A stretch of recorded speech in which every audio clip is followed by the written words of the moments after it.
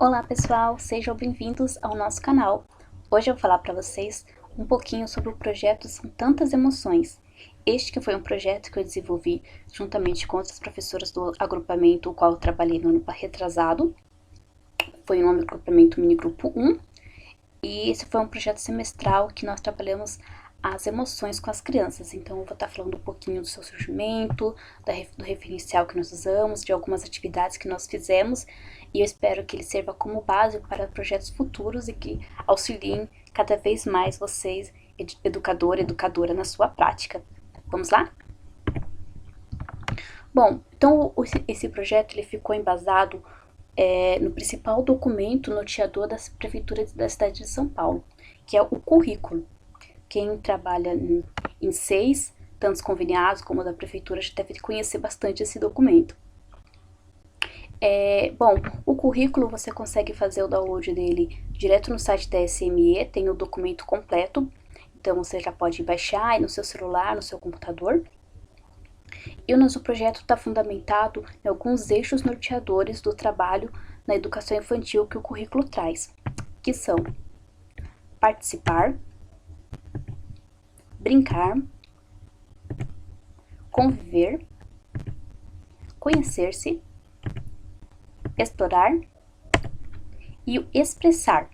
Bom, por que eu resolvi trazer esse trecho do currículo, que está lá na página 139 e na página 125? Foi porque através desse gráfico a gente pôde perceber que nós estávamos contemplando muitos aspectos que o currículo trazia, mas ainda estava faltando o expressar. De que forma nós dávamos a oportunidade dos bebês, das crianças se expressarem. E foi isso que fundamentou a escrita desse projeto. A justificativa foi que ao fim do semestre, nós estávamos observando, nós fazíamos registro diário das crianças e tudo mais, e começamos a perceber a dificuldade que algumas tinham de expressar suas emoções, E queríamos criar situações estimulantes para que as crianças pudessem explorar suas habilidades e aprender a lidar com as suas diferentes emoções. Pois a gente observou que muitas vezes, por não saber demonstrar os diferentes sentimentos, as crianças tomavam impulsos muito violentos ou não sabiam lidar com certas situações. E começamos a refletir sobre isso, de que forma nós poderíamos ajudar toda a turminha a lidar com a vergonha, com o medo, com a tristeza, com a raiva. E queremos então possibilitar que esse projeto uma reflexão sobre a importância das emoções, de saber identificá-las e compreendê-las, diminuindo conflitos e melhorando o convívio e seu desenvolvimento cerebral. Essa última parte sobre o desenvolvimento cerebral eu vou falar mais um pouquinho no slide seguinte, tá bom? Bom, o objetivo foi desenvolver a afetividade através de atividades e experiências que possibilitem desenvolver e reconhecer suas emoções: amor, vergonha, medo, alegria, tristeza, raiva, entre outros, identificando os sentimentos, os entendendo e demonstrando da melhor forma. Aqui a gente colocou um pouquinho sobre a importância do afeto no desenvolvimento. Observamos que a demonstração de afeto, juntamente com o tempo que as crianças passam em companhia de seus familiares, estavam cada vez mais escassos, o que refletia inclusive na participação da família nas atividades propostas pelas educadoras, se mostrando necessário um resgate sobre a importância da afetividade, bem como de se reconhecer as diferentes emoções e saber lidar com frustrações diárias, que fazem parte do processo de aprendizagem. Esse foi algo também que nós educadoras percebemos, que era pouca participação dessa família. Essa turma era uma turminha grande, tinha cerca de 33 crianças para 3 professoras, e nós percebemos que nas reuniões e nas atividades que nós mandávamos para casa, havia muito pouco retorno das famílias. Então esse projeto ele teve o objetivo sim de trabalhar as emoções com as crianças, mas também trabalhar a importância da afetividade, do afeto com as famílias. Bom, lembra que eu falei do desenvolvimento cerebral? É nesse slide que eu queria comentar com vocês. Essa é uma foto de um hospital americano que mostra o desenvolvimento, as diferenças do desenvolvimento cerebral de 2 crianças. Bom, a primeira criança é um cérebro de uma criança amada, é um cérebro grande, uniforme, e esse menor é uma criança negligenciada. Então dá para perceber que ele tem bastante áreas escuras, mais intensas, do que a primeira imagem, e esses espaços escuros são realmente espaços vazios. Então, o quão importante é você estar trabalhando esse tema desde as crianças muito novas, né? Desde lá do seio da família mesmo. Então, essa foi uma imagem que, inclusive, mostramos a alguns responsáveis para demonstrar de forma mais próxima e mais compreensível possível da importância do afeto e da participação da família na vida das crianças. Vamos falar um pouquinho das etapas do projeto. Esse projeto foi dividido em etapas, como eu falei, ele é semestral, e a primeira etapa dele, diferente de alguns projetos que a gente já tinha escrito, ele começou com a participação da família. Então, na nossa reunião de pais, nós apresentamos já o projeto escrito, dando o referencial, o que nós queríamos alcançar com as crianças, né, a importância disso, do porquê para as famílias. E isso foi pensado de forma que, na própria reunião, antes da reunião em si, nós organizamos todos os espaços com puffs, com sofás para as famílias se aconchegarem, né? Fizemos sofás com os colchonetes, decoramos a sala com tema de amor, de acolhimento, então tinha vários corações. Então, o tema dessa reunião foi chuva de amor, então foi uma forma que a gente buscou logo nesse princípio já aproximar, já trazer essas boas-vindas para as famílias, né, de demonstrar que elas eram bem-vindas àquele espaço. E fizemos uma dinâmica que foi um sucesso, foi muito bacana, que foi a dinâmica do sorriso. Como funcionou? Criamos envelopes e nesses envelopes nós colamos as fotos das crianças sorrindo. Só a boquinha, né? Só essa parte cortadinha. Foi exatamente esse modelinho de foto. E colamos numa parede, num mural. E o desafio era cada pai, cada responsável ir nesses envelopes e encontrar o sorriso da sua criança. Foi um momento muito bacana de que os pais compartilharam. E dentro desse envelope, né, do lado de fora tinha a fotinha, do lado de dentro tinha um cartãozinho, uma caneta, uma filipeta e uma caneta, os responsáveis escreverem uma mensagem para as crianças que nós iríamos ler com elas no dia seguinte, que seria aula, né, normal. Então, eles escreveram uma mensagem, nos devolveram, levou esse cartão com um sorrisinho da criança para casa. Foram várias, como falei, era uma turma bastante numerosa, e a gente selecionou alguns, e este foi um deles, das mensagens que os pais escreveram que mais nos sensibilizaram. Essa aqui foi escolhida, eu até dei uma grifadinha aqui, num trecho que chamou a nossa atenção. Vou tá lendo para vocês. Oi, filho, tudo bem? Filho, primeiramente queria dizer que te amo demais. Quero te pedir desculpas por não estar presente nas suas festinhas. Você foi o presente mais lindo e belo que Deus me deu. Mamãe te ama muito. Então, logo nesse primeiro momento, a gente viu a importância, né?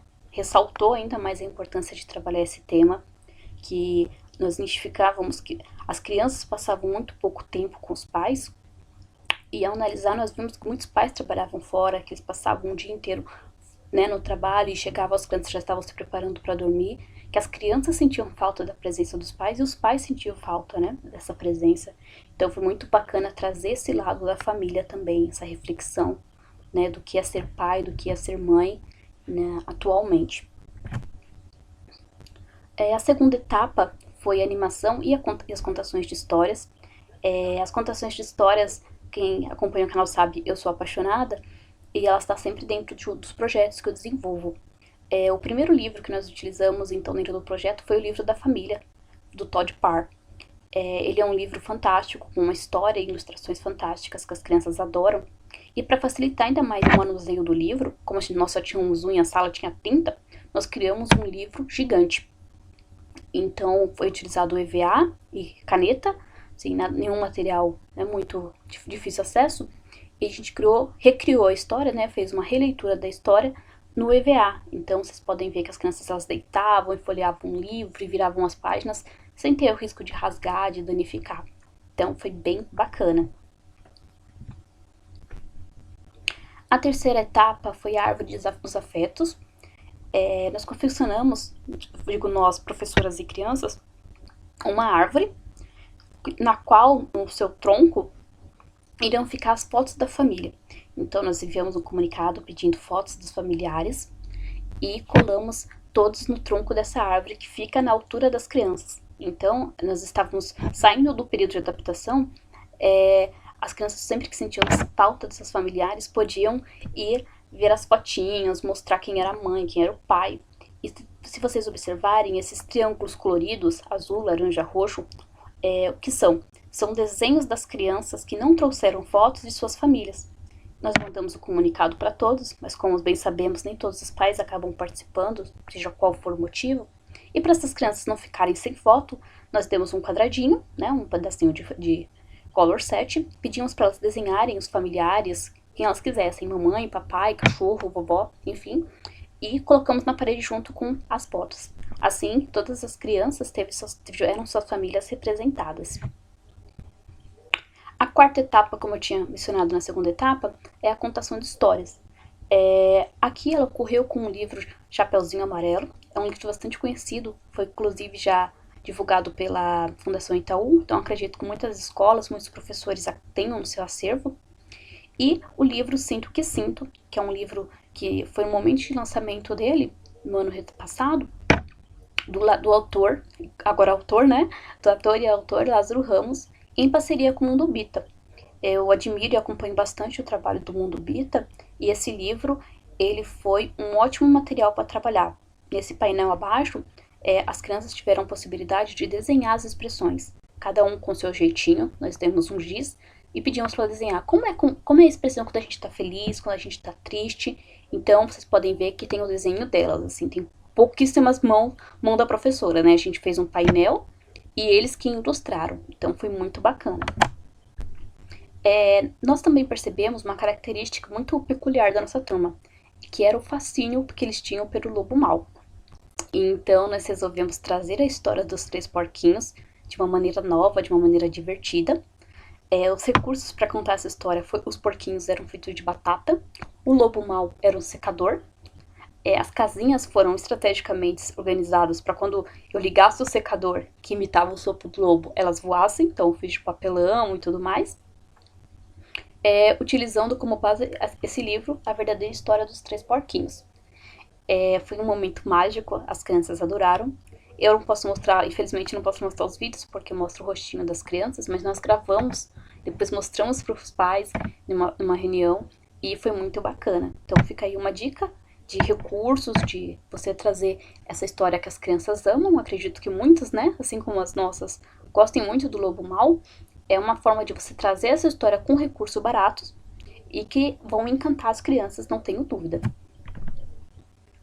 Bom, essa aqui também foi uma das etapas, que foi a caixa das emoções. Dentro dessa caixa tinha vários círculos parecidos com que estão de fora, com emoções. Então nós sentávamos em roda, abríamos essa caixa e íamos mostrando as emoções, as nomeando, falando o que nos fazia sentir assim, quando a gente ficava triste, quando a gente ficava feliz.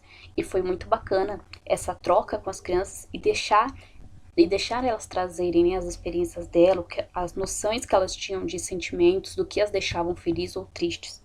Então foi um momento que realmente de escuta, né, de protagonismo das crianças e de escuta. O produto final foi a confecção de um emocionário. Esse emocionário ele teve como base esse livro, né? Esse livro ele é bacana porque ele traz a definição de mais de 30 sentimentos diferentes.